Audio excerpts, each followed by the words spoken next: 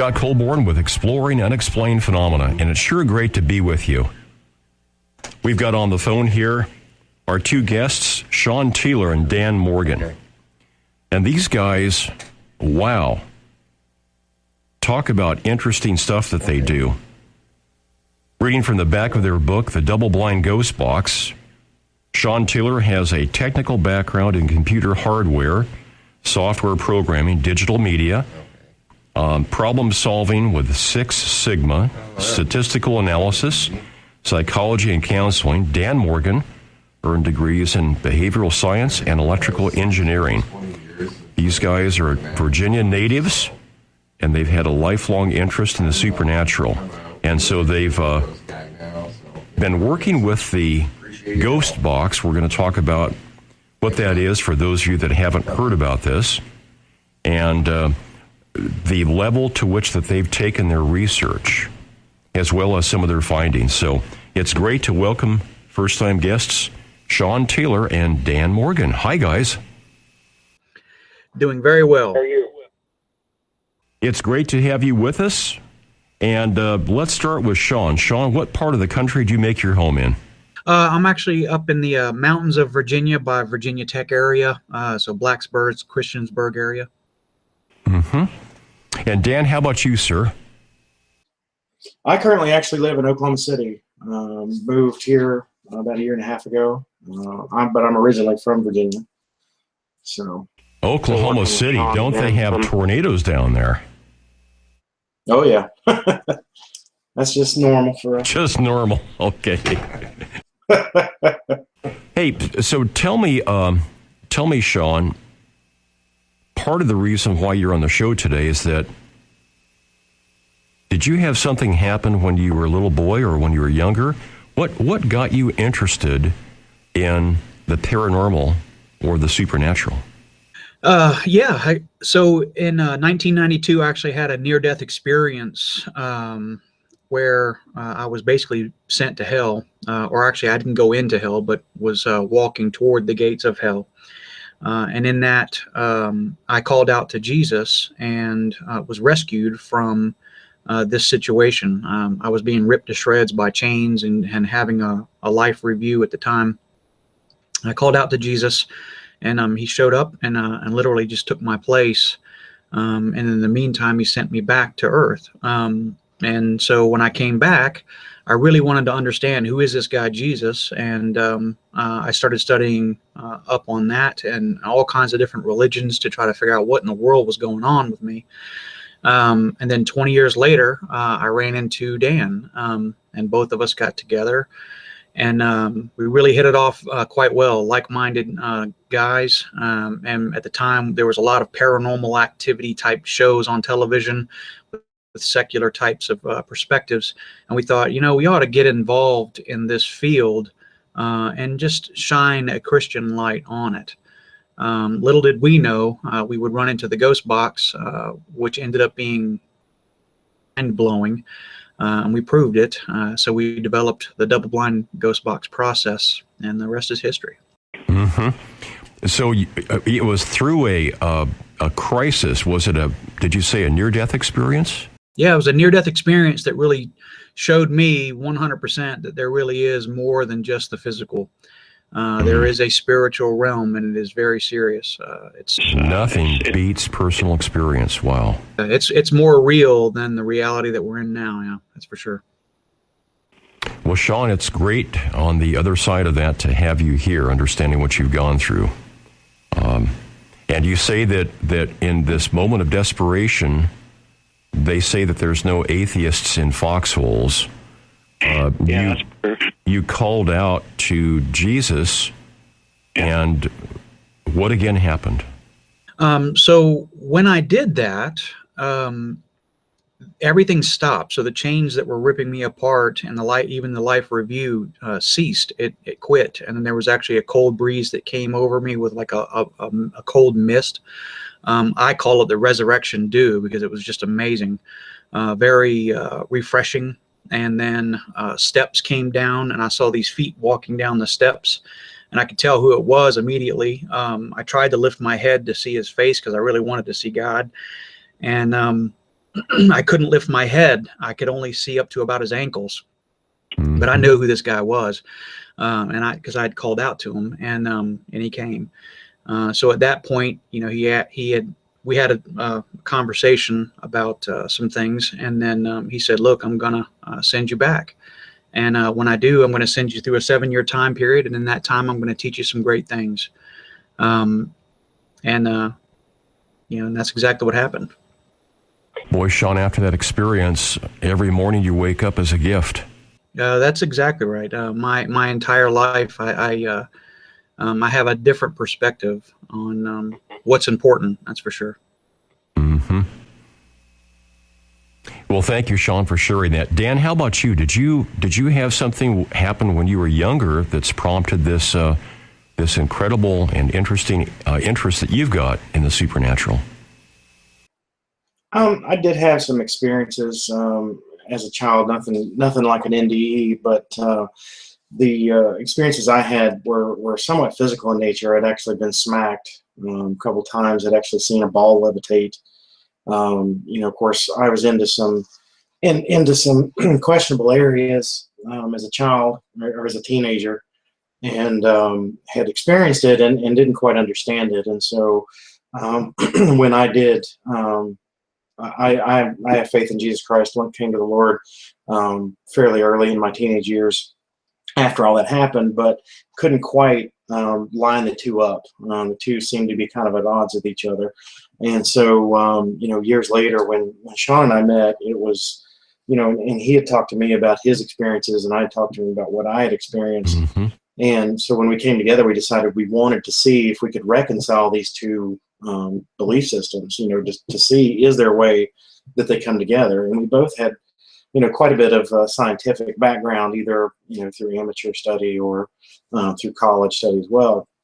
So we decided, we would use a scientific approach to try to determine what it is that was happening to us, or what had happened to us, as well as what had happened to other people who had the same type of claims.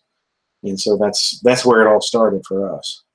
This is Shawn Taylor and Dan Morgan, the authors of The Double-Blind Ghost Box: Scientific Methods, Examples, and Transcripts. How do you find these guys? Well, I'm going to help you. Do that here.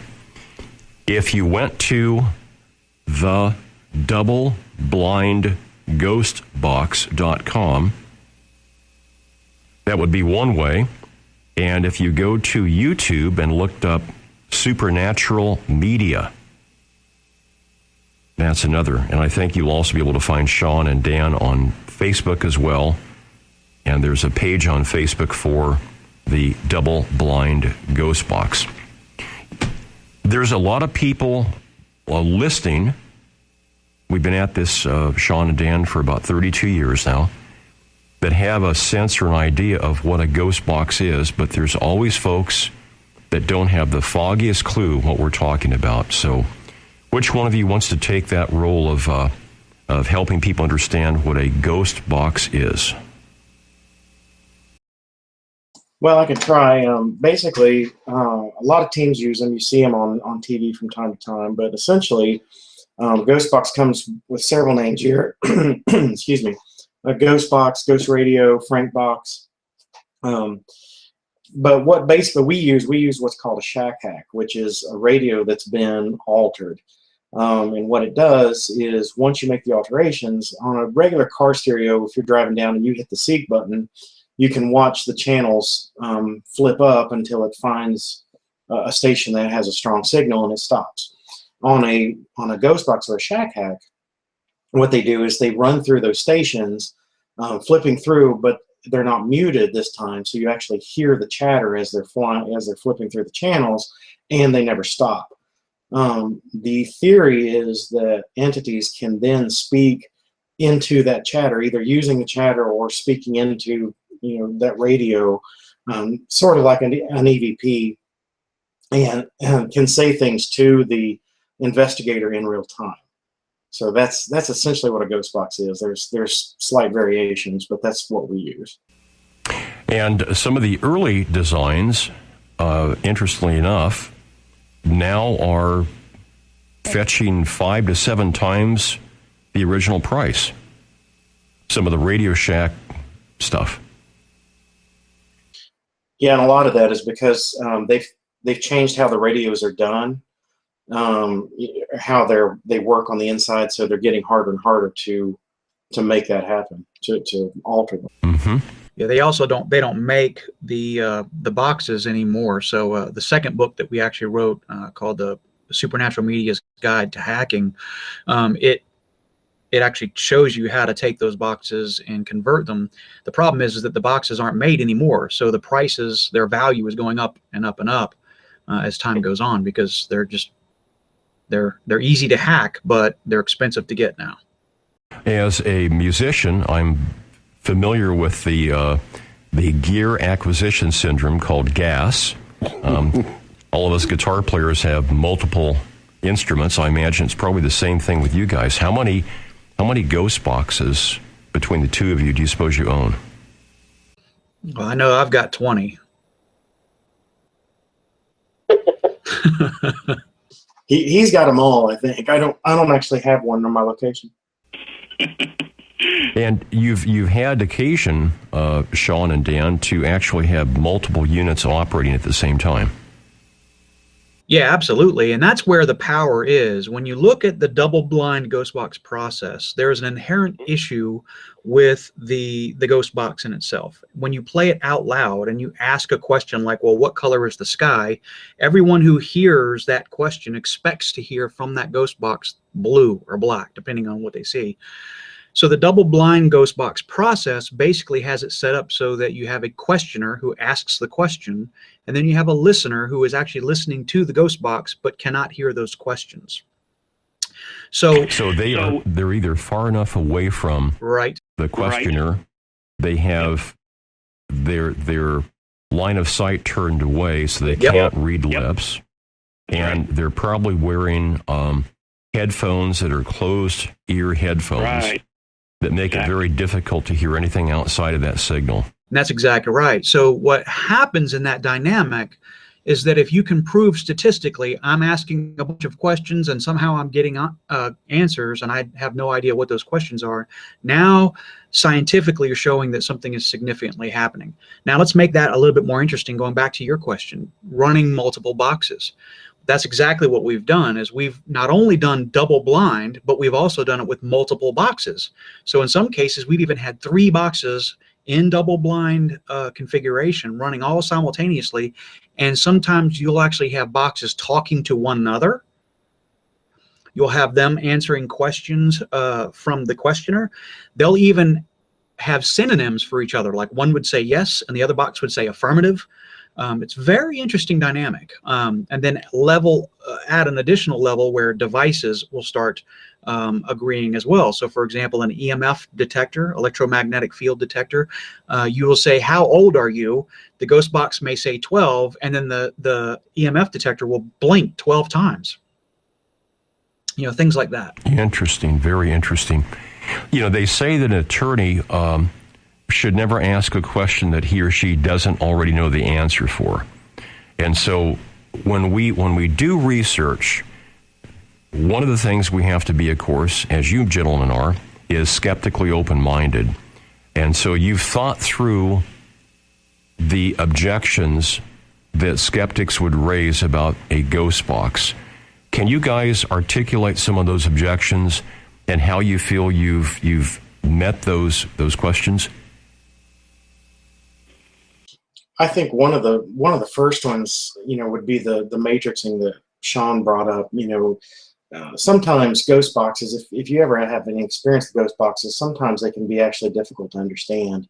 You know, sometimes the voices are kind of buried in the noise, and sometimes they're not as clear as we would like them. You know, sometimes they're so clear.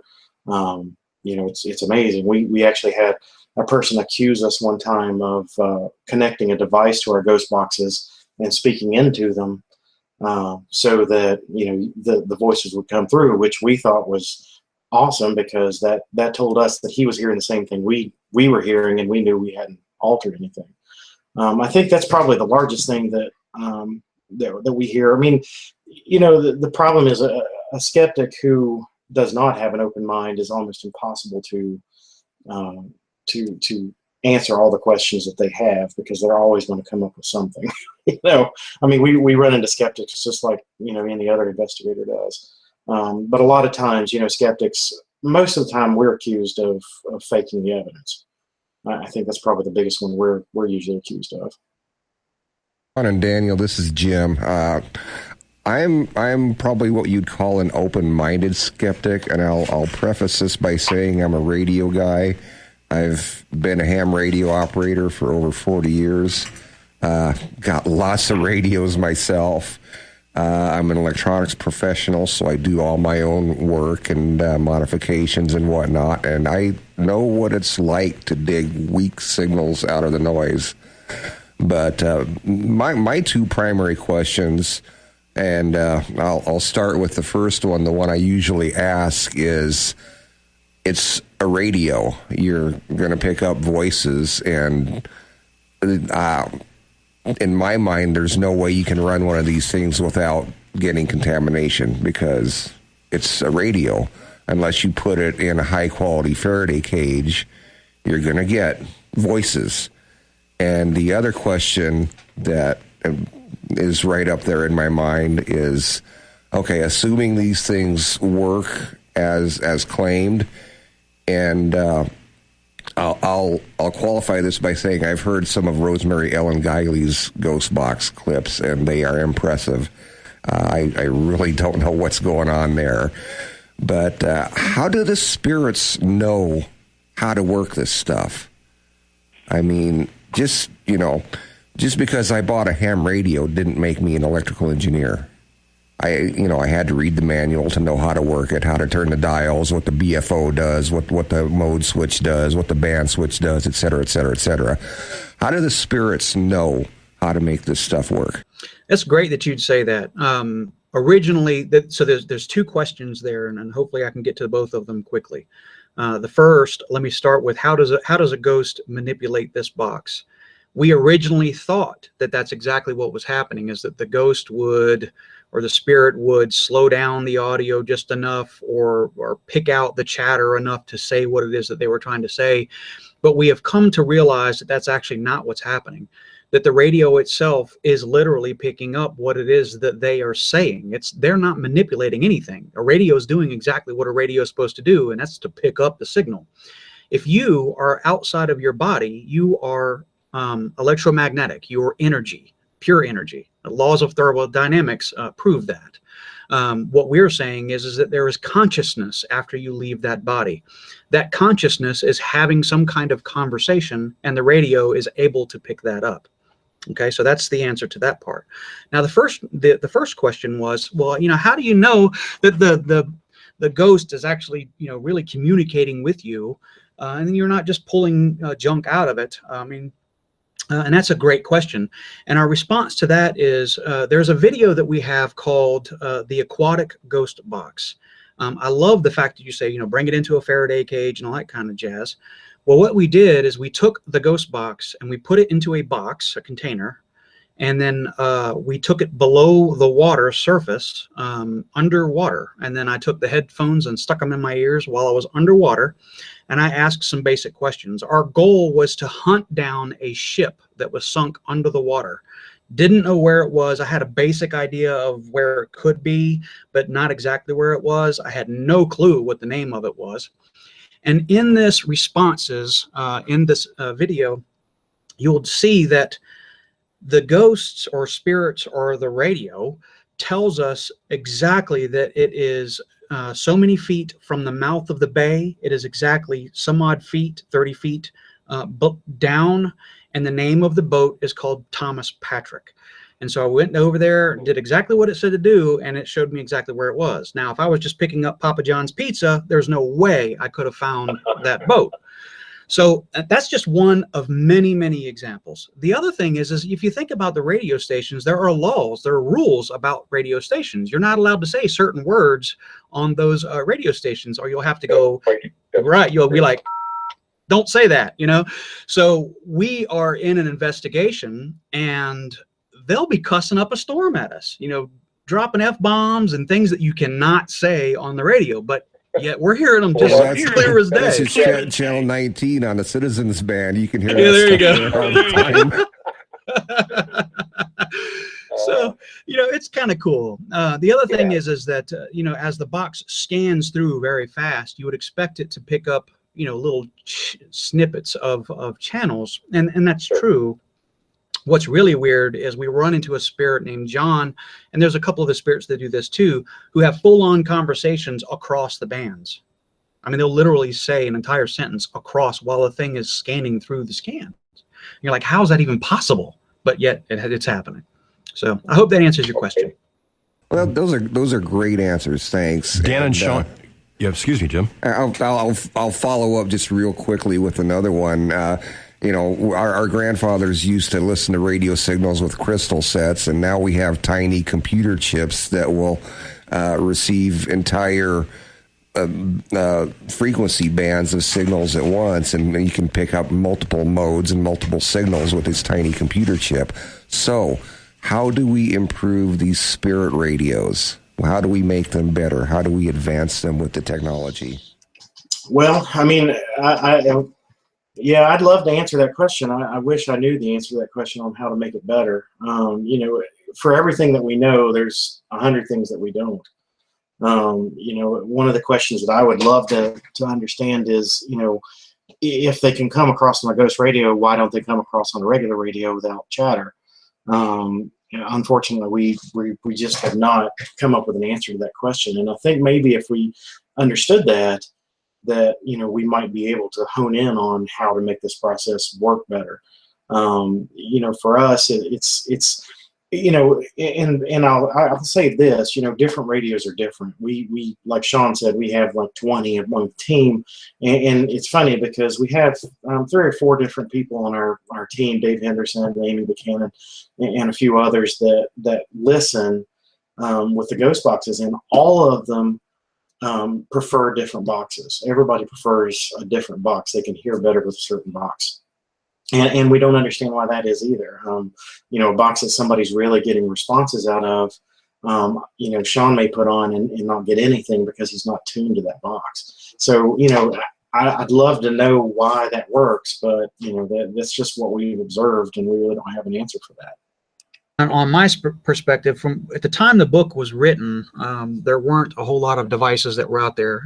We were talking specifically around shack hacks and, that kind of device. And we make mention about the future. And some of the things that I would, and we're already starting to see these improvements. The first is having total control over things like the sweep, being able to speed it up, slow it down, increase, decrease the volumes associated with that, to be able to reduce or increase the amount of white noise that you might be hearing. Some people might be turned off by that or not hear anything, while others just hear, a rich response with white noise. I personally would love to see recorders that are built directly into these boxes. So in our case, we have to take a ghost box, connect it to a recorder so that we record that. In the future, you just hit record, and that way you can play back your ghost box. I think some folks in Europe were working on a box that had yes. that facility. Yeah, it's that universal box. I forgot the name of it. I was on their little list, and everybody's chomping at the bit, and all of a sudden it just disappeared off the face of the planet. But yeah, that was the box that I thought, wow, finally somebody got it.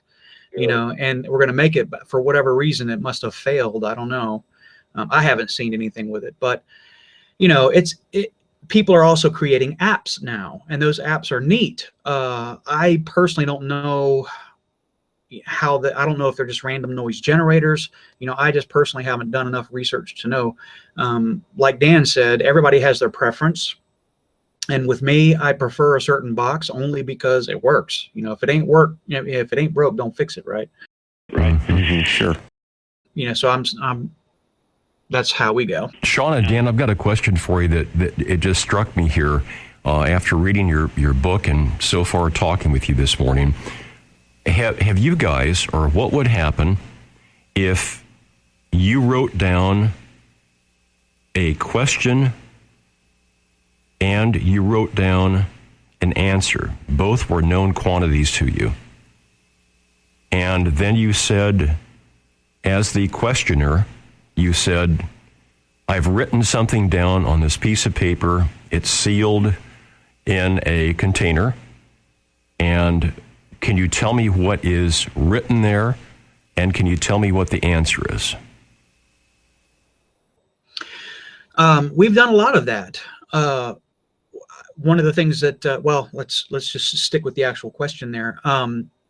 Sometimes you may get the response and sometimes you may not. It all depends. That's the downside of what it is that we do. Sometimes you have spirits that are very crafty and they understand what's going on, and they're really responsive. For example, in the field, we'll say, you know, how many fingers am I holding up behind my back?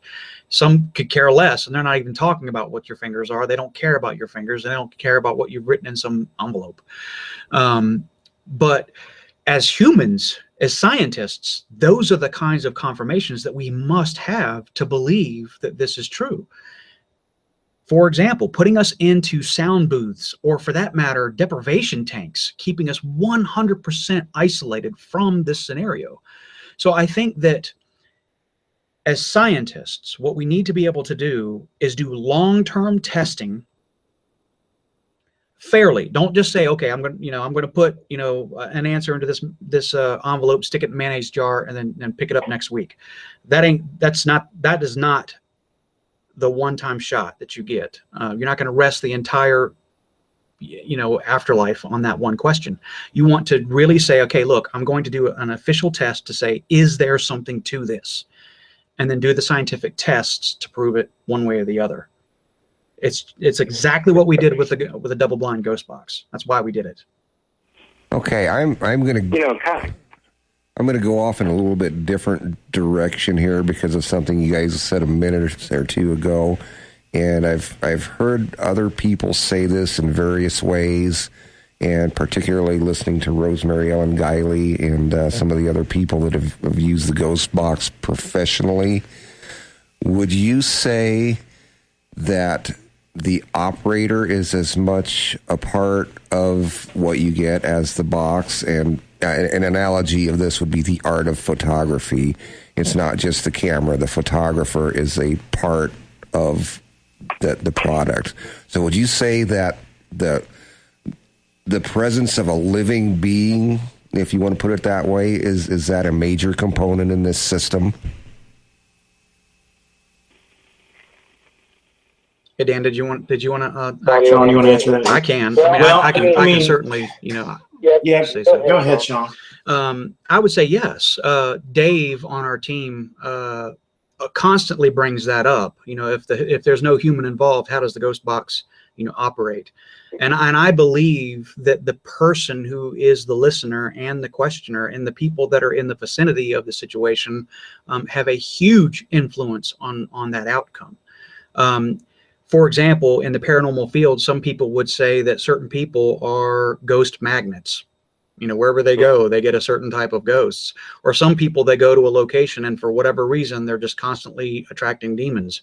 It's yes, the human factor. Yeah, well, the human factor is a factor. My question, you're part of the conduit.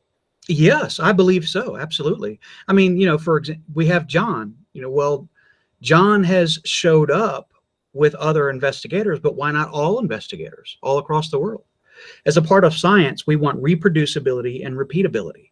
Can I do this over and over and over again? And can I give this same process to someone else and have them come up with the exact same results? That's the hard part about paranormal. You can't just lock everything down and have, a high percentage of R&R. Just the very nature of it. So yes, humans are a big part of, and who that person is a big part of the reaction you get. I've got the message from John queued up here. And can you tell us a little bit about what we're going to hear here? Message from John was one of the first times that we had just started using the double blind process. And John, as you know, Shawn's been talking about him, is one of the entities that comes across on the radio and kind of speaks across the chatter. You hear his voice throughout. In this particular one, John makes himself known to us and basically says that, you know, he supports what we're doing, and he's been trying to save ghosts for years. And he announces himself as a high priest. We're not 100% sure who John is. We, you know, all of our fans speculate. You know, Shawn and I actually, we try very hard not to speculate. He's never been one to give us an interview, so to speak. He's usually very business. You know, he's just down to what is important, and that's usually, and he usually only shows up at the crossover points. You know, when we're trying to help those to cross over who will. So this is really our first experience with John. Okay, I'm going to leave your mics open, and we're going to go ahead and play that clip now. John, are you still there?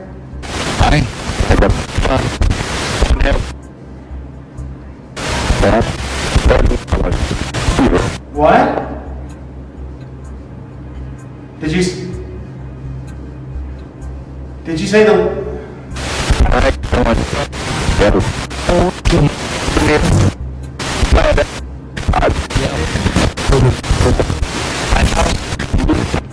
$5,000.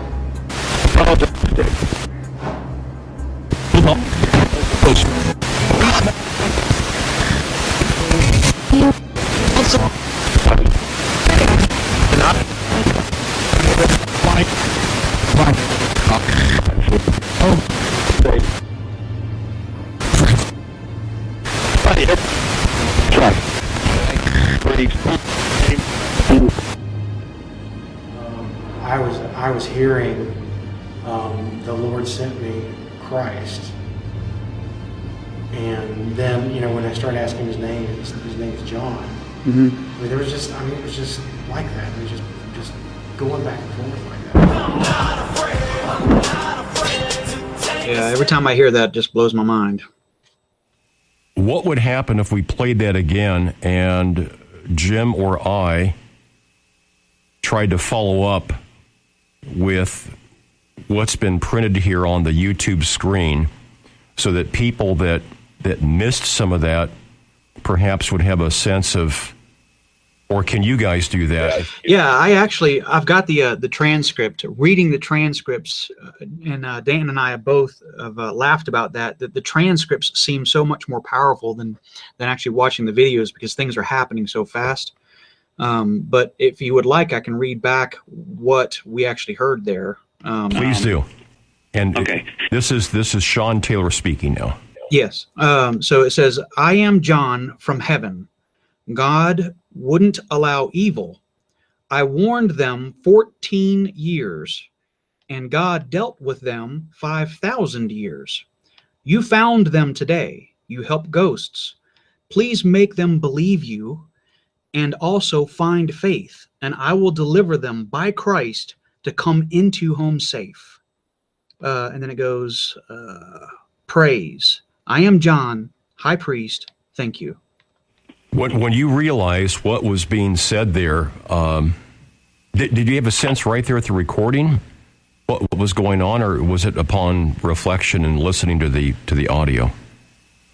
Well, I'm you know, I was the listener in that particular clip, and I definitely had a sense that, you know, sometimes it's hard to catch it all. You know, as you can hear, you know, a lot of times, especially when it comes to Ghostbox audio, we find that it's a lot better to listen to it in headphones, just because it you know, it lessens distractions and seems to be a little bit easier to understand.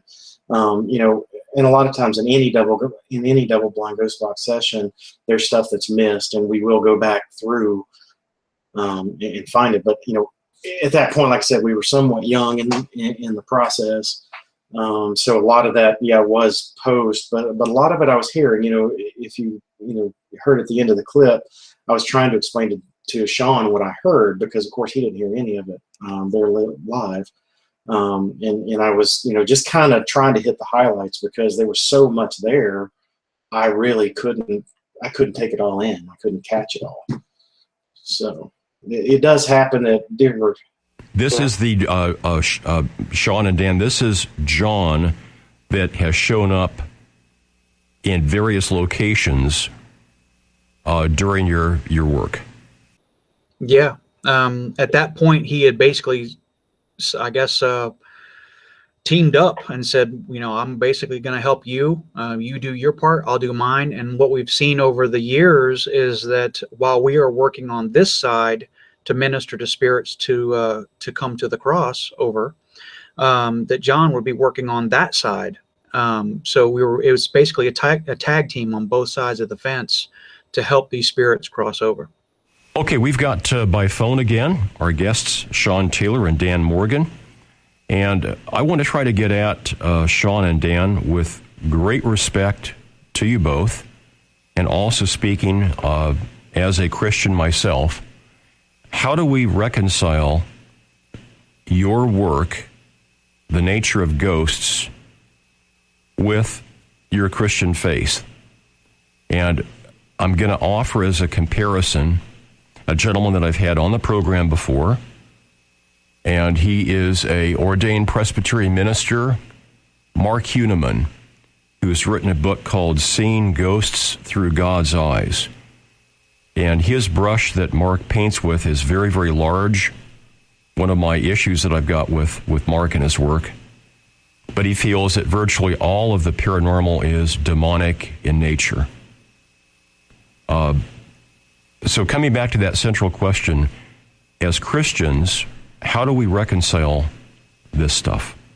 And I am absolutely glad that you have asked that question. There are many Christians throughout the entire world that I contact, and Dan contacts, and the team is in contact with, that deal with that exact question all the time. The good thing is that there is a camaraderie of Christian paranormal investigators, and we are growing. So that's the first point. Now, the next thing is that going back to, how do we reconcile Christianity and the study of the paranormal? I would say that you must do everything according to what the Bible says to do. For example, some would argue that the ghost box is essentially a Ouija board, and that you are consulting the dead, getting advice, and all that kind of stuff, which is absolutely forbidden. And I would say, I agree, that the ghost box can be used to consult the dead.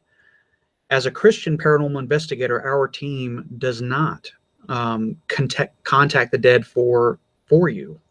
We do not consult the dead. That means we don't ask them advice. I could care less where the gold is buried in the backyard. And I'm not going to go asking the dead to tell me where is that gold buried so I can get it for my own personal gain. The Bible specifically says that you do not consult the dead, you consult God, which is what we do. We consult God, the Holy Spirit, and His Word to give us guidance. So with that being said, we have to tread very carefully, because as we go through, our mission is to, one, identify the spirit that is here. Is there a spirit here? What is it? And then deal with that spirit. So some people say, we don't exorcise spirits. So they'll hear, help me all day long, and walk right out of the house and not do a thing about it. We don't do that. If I can just interject here, that's similar to somebody walking down the street and seeing somebody lying there on the sidewalk with a broken leg, and walking up and looking at their distress and simply stepping over them and continuing to walk. Yeah. Talk about callous and cruel, and another definition of evil right there. I mean, that's why we do what we do today. Is I of all the consequences, the things that have happened, just being in the nature of this business is a dark place. So there are dark forces that come after you and all that kind of stuff. We would walk away. But the thing is that we are touching the lives of primarily the living first and the dead. Just like what you said, how can you possibly hear these things and not help? It is a Christian obligation to help the living. So yes, just like before this show began, I would say and argue that, pets and adopting pets and connecting, stray pets with families is such a good thing. Going out and giving up your life for other people is much more important than putting on a ghost box and going around, bouncing around in the darkness. We're here for a mission for Jesus Christ. That's what we're here to do. Dan, do you care to add to that? Well, the other side of that, like Shawn said, you have the dark side, and we've dealt with our share of demons. I think, over the time that we've done this, we've come head to head with a few, there's for us, and it's hard to prove to someone, especially, I have family members that believe the same way, that it's all demonic and you just shouldn't mess with it at all. But what we've seen is that there is a difference. We've dealt with demons, we've messed with demons. They have a different MO, if you will. When you come into contact with them, it's almost obvious that this is what this is. And then we run into, and I don't know if, you've had experience with this, I'm sure you have, the human entities that believe that they are demons or want you to believe that they are demons. In a lot of cases, those are actually harder to deal with than the demons themselves, because the authority is different, as we walk into a situation. But to say that they're all demons, when Shawn and I started, that was one of the options on the table. We said we might get into this and we might find that out. And, so we were open to that possibility in the beginning, but it was pretty obvious fairly quickly that that's not the case. We use the biblical test, that a demon can never admit that Jesus is Lord. So we use that as a biblical case, and we've heard that. We've heard spirits admit that, and usually in those situations they leave. So, we've experienced that, and that's our mindset, our faith in that, and that's how we reconcile. And part of my work, I raise the question with people that are reporting experiences with a ghost or an ongoing situation that may be termed a haunting. I raise the question of responsibility. That are they, as the human experiencing this situation, are they absolved of all responsibility? Is it like they are just simply sitting on the couch watching a TV show play out, and they can get up and change the channel, they can leave? Or is the fact that they are experiencing this visually, through their feelings, sensations, hearing, their emotions, is there a connection? Does that connection then underscore or bring up the issue of responsibility? Because I've talked to other quote-unquote teams before that they want to document the activity, but they don't do anything about the situation of the ghost or spirit itself. If the ghost stays or goes, they don't deal with that. How do you guys respond to that? Well, I mean, in my opinion, I like what you said. It's a lot like going down the street and seeing somebody, bloody and broken on the ground, and you either step over them or go to the other side of the street. That sounds like a parable that Jesus said, by the way. It's very similar, and I think that was when we first started. And Shawn, maybe you need to tell the story. The first time that you experienced this, that was predominant. Help us, help us, help us. And you hear that over and over and over with team after team after team. And Shawn got that. And Shawn, you want to tell that story real quick? Yeah, are you talking about the one we were in the Paris cemetery and what happened, where we got the aha that this could be trouble? Well, no, I was thinking more of the one where you were testing the ghost box at home, and you got that guy that said, I think you can help me. Oh, well, yeah. And that was when your and I's mindset started changing. Yeah. So in that particular situation, I was doing a test with the box to see could they read the screen as I was typing on my keyboard. And so I was typing, and then a spirit came across on the ghost box and basically said, look, I was told that you could help me. and I typed on the screen, and he was reading the screen and able to respond. Yeah, and respond. I was like, wow, that's pretty cool. But ultimately, I was telling him that, listen, I cannot help you, but I can tell you about this man, Jesus, who can help you. And he basically just said, well, forget you. And I said, well, then forget you. I'm sorry, move on. And he goes, wait. And then so I continued to minister. And then he finally accepted, and he goes, oh my gosh, my family's here for me. And he goes, thank you. And so that's just one example. But the other thing is that when you look at a team who doesn't do anything, I would say let them do nothing, because they might not be the right person to do something anyway. In our experience, one of the shocking moments for me was when we ran into our first real demon. And the first thing that demon said when we knocked him out was host. I need a host. And then I thought, oh my God, we're in trouble, because he's going to go run straight to somebody and jump in them or something like that and cause a bunch of havoc. And so I started praying immediately, understanding what was going on there. It was my first experience. I had no idea. So if a team is going in there and they're swatting that hornet's nest and they're not necessarily protected by Christ, they might be opening up a door to a world of hurt. Boy, what a great analogy. I mean, as kids, that was a game that I think all kids play with, either a bee's hive or a hornet's nest. And you learn really quickly, probably one time, that if you swat that, you've got to run real fast. Because you stir up activity that you don't want to stir up, and you're going to get stung. That's right. Yeah.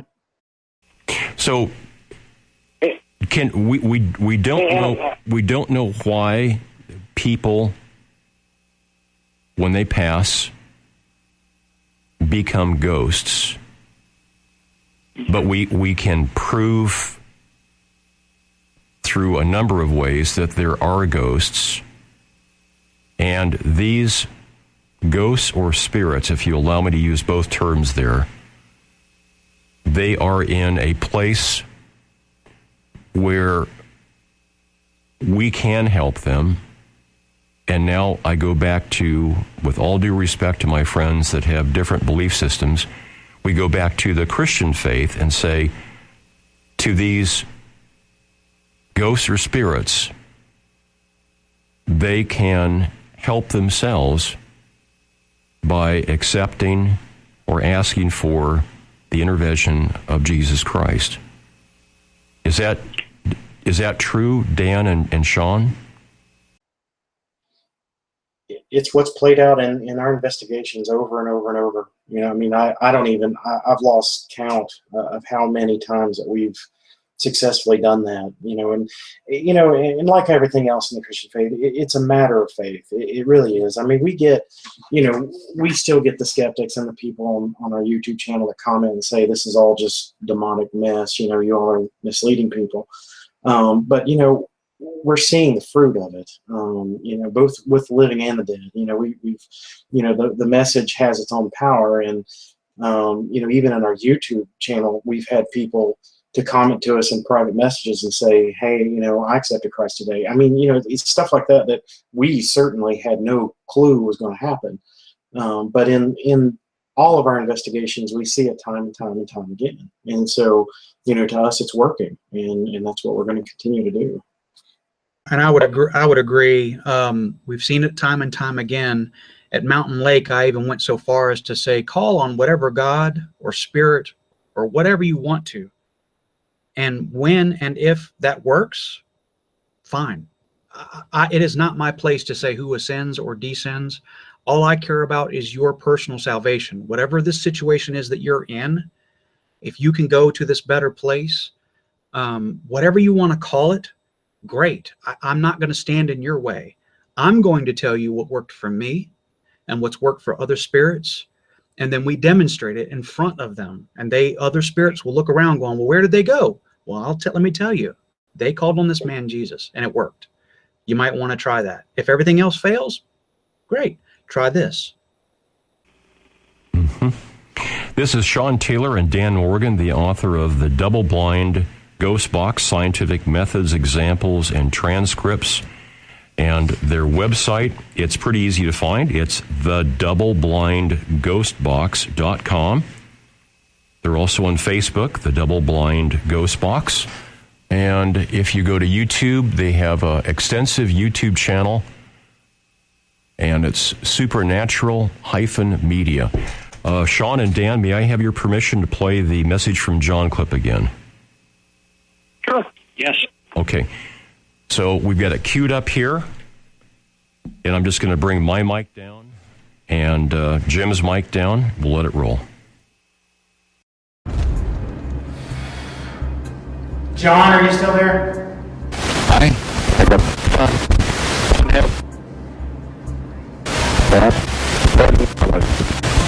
What?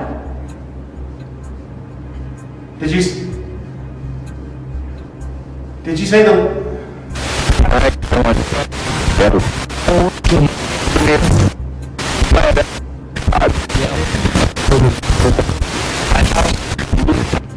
$5,000.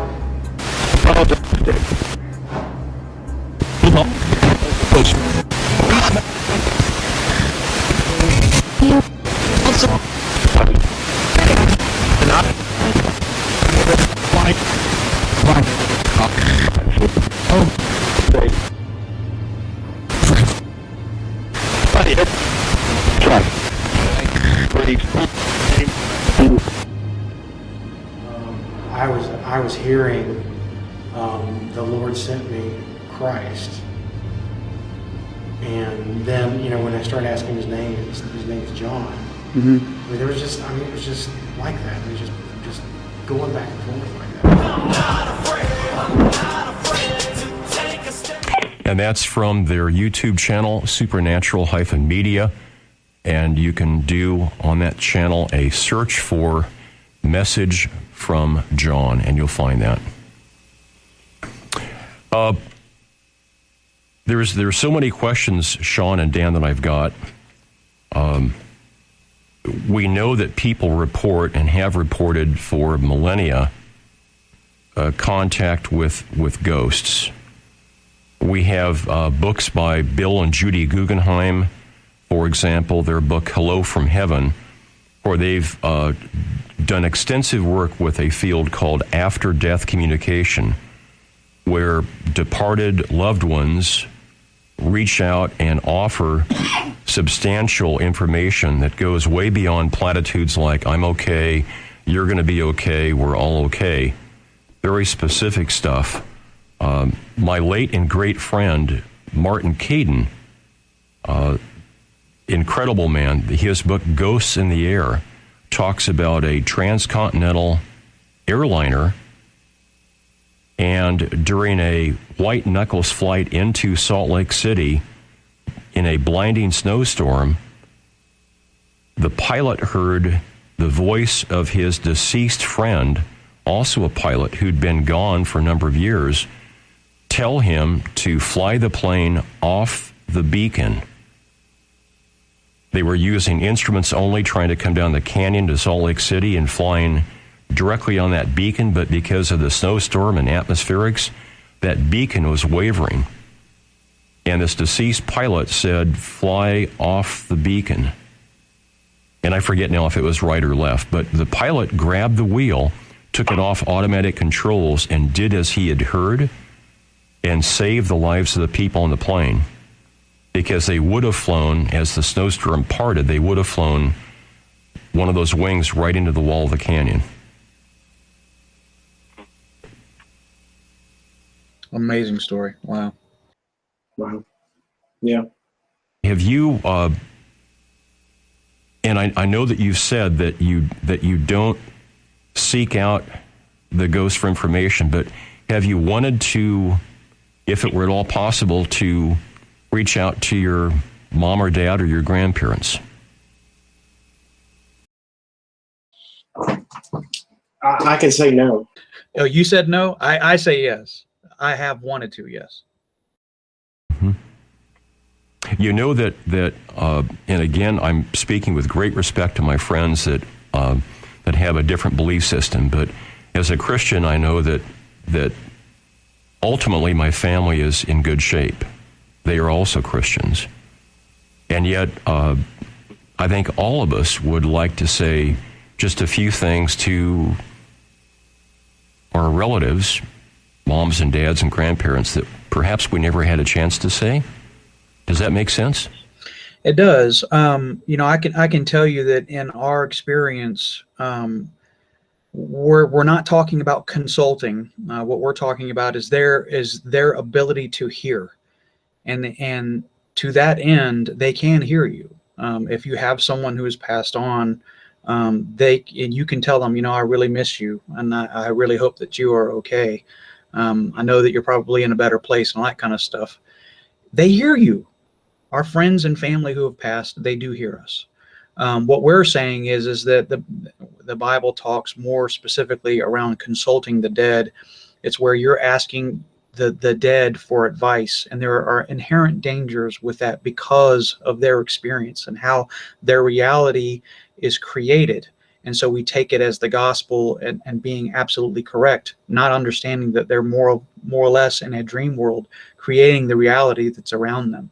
So there's dangers to consulting, but there's, can they hear you? Yes, of course they can. Do they contact you? Yes. I mean, we have plenty of cases throughout the entire world where relatives have come back and have said something, or and like in your example, said much to someone.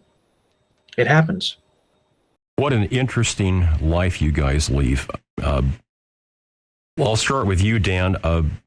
Your work in this field, how do you think that it's changed you? Oh, wow. That's a tough question. I mean, I think it would be a total transformation, honestly. Yeah, my it makes you more aware. Was a biology professor at UNL, and Dr. Wendell Gallagher, he used to say, anything that one does fully and deeply, it changes one. Mm-hmm. Yeah, I mean, it's funny because it's given me a stronger walk with the Lord, in my Christian faith. Obviously, I mean, what we experience, what we see, has it changed my theology? It has some, not in, I mean, we would agree on most everything with just about everybody, on the basics. It's just, you get a new respect for how God loves people, and that he really wants to give everybody the chance. And, I think it's in that way, it's strengthened me a lot more. And of course, the personal experience, has just been amazing. I'm not afraid of death anymore. It's just been an amazing walk. I'm thankful for it. Well said. Shawn, how about you? How has your work changed you?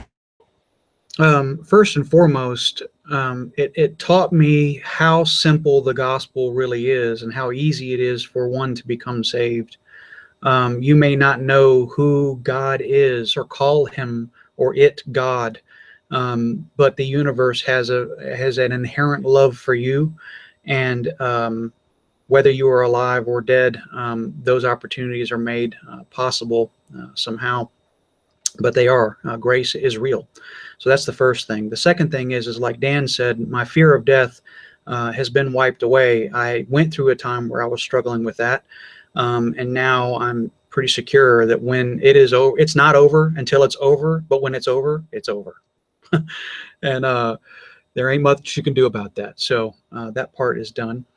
And then the last thing is that the sense of accountability for my life, how important it is to be in the Word and understanding what it is, why I do what I do.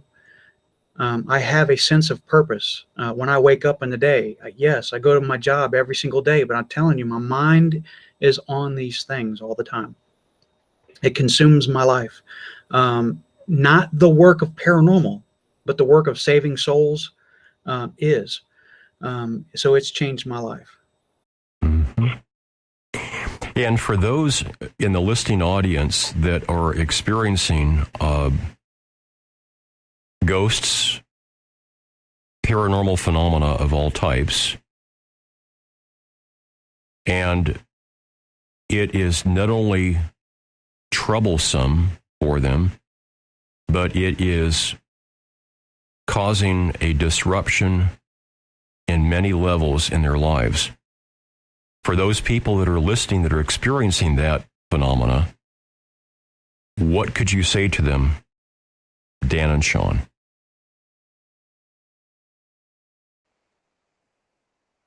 It's tough. We've run into situations where, people have gone to the church and the church, won't deal with it. I think, and a lot of times when we're in a house and people are having trouble, we a lot of times tell them, you have the authority to get rid of this. They're in your house. They're dealing, this is your house. You're the one that really needs to come against it. And sometimes, it's harder, especially if it's a human entity, that doesn't want to go, and sometimes that's difficult. Shawn, do you have any insight on that? I think that, by all means, as a human being, you have a power and authority that's been put in you, especially if Christ is in you, especially if you are firm in your belief, whatever belief system that may be, okay? Not necessarily Christian. So you're given inherently some power. But if you find yourself in a situation where you cannot overcome this situation, seek help. Figure out who are the right people to help me with this particular situation, and seek it out. Find people who can help you. Okay, and now something quite a bit lighter. What are you guys doing for the rest of the weekend? This is Saturday, and maybe you're working, maybe you're playing, but what do you choose to do today?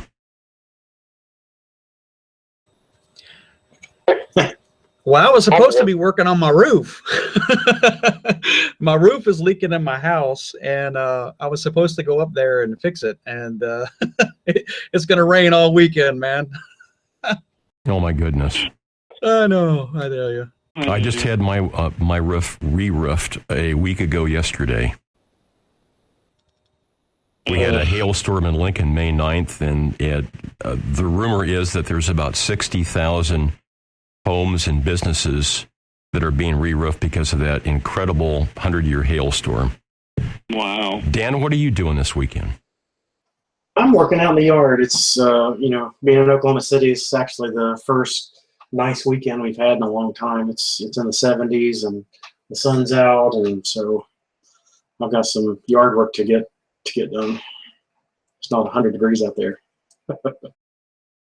Thank you both, Shawn and Dan, for being my guests, and I'd like to have you feel that the door here is open to you for a return visit, and I appreciate your work, your comments on your faith, and how your faith informs your work and your lives. And I thank you very much for taking time to share things with my listening audience. Well, thank you for having us. We appreciate it. Well, Scott, I'm impressed about your 30 years, and I have no doubt that you're going to go way beyond 30 years on this one. I am highly impressed by your show. Thank you. God bless you both, and God bless the people listening. And to our friends, seen and unseen, God bless you as well. We've had on Dan Morgan and Shawn Taylor. They're the authors of The Double-Blind Ghost Box, Scientific Methods, Examples, and Transcripts. We could have spent the entire show talking about just the transcripts in here. Mm-hmm. Some of the questions that we have about the nature of their work, the types of questions, the responses, is well covered in those transcripts. There is, in the book also, advice for people that are just thinking about acquiring a ghost box on what to do, what not to do, what to look for. So it's a well-written book. You can find out more at their website, thedoubleblindghostbox.com.